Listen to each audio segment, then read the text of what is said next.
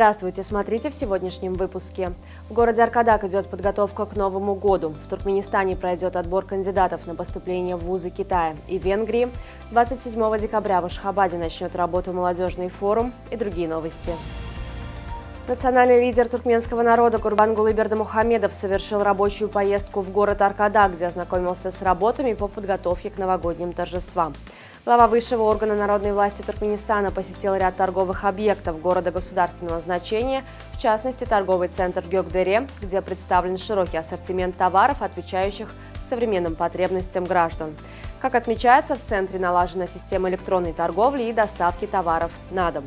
Председатель Халк Маслихаты подчеркнул важность внедрения цифровых технологий во все сферы жизни и повышения соответствующих навыков у населения. 27 декабря в Торгово-промышленной палате Туркменистана пройдет молодежная конференция и выставка, которые ознаменуют собой успехи и достижения туркменской молодежи в образовании, науке, спорте, культуре, промышленности, сельском хозяйстве и других отраслях экономики.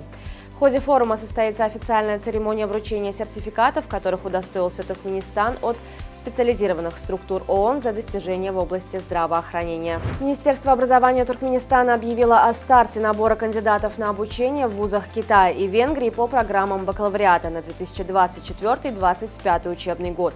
Согласно информации ведомства, отбор проводится среди граждан страны, имеющих общее среднее и среднее профессиональное или высшее образование.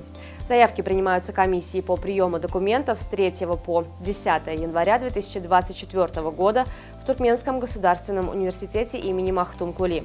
В комиссии можно получить подробные сведения о перечне специальностей, количестве бюджетных мест, условиях обучения и проживания в Китае. В Государственном цирке Туркменистана представлена премьера новогодней шоу-программы «Золотая рыбка» с участием Аяз-Бабы и Игар-Памык. Ахалтекинские скакуны, дрессированные голуби, туркменские алабаи и обезьяны. На сцене разыгрываются веселые представления, создана сказочная атмосфера. На арене помимо цирковых трюков, танцы и музыкальные номера. Делегация Туркменистана во главе с министром иностранных дел Рашидом Миредовым совершала рабочую поездку в афганскую провинцию Герат. В рамках визита состоялась встреча с министром иностранных дел Афганистана Амирханом Матаки. Среди тем переговоров были проект газопровода ТАПИ, высоковольтная линия электропередачи ТАПИ и расширение афганской железнодорожной инфраструктуры. В Великобритании выставили на торги одну из первых в мире искусственных елок массового производства. Дерево было куплено в 1920 году за 6 пенсов, а с молотка ушло за 3400 фунтов стерлингов. Елка высотой 79 сантиметров имеет 25 ветвей, 12 ягод и 6 мини-подсвечников. Она установлена на красной деревянной подставке с декоративной эмблемой. Авиакомпания Turkish Airlines планирует начать полеты в Австралию в марте 2024 года. В рамках маркетинговой кампании по запуску нового маршрута авиакомпания ведет переговоры о сотрудничестве с австралийской кинозвездой Марго Робби.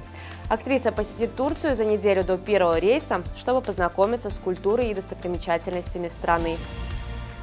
Определился первый финалист Кубка Туркменистана по футболу. Им стал Аркадак, разгромивший ашхабадский Алтын-Асыр со счетом 4-0 в ответном полуфинальном матче.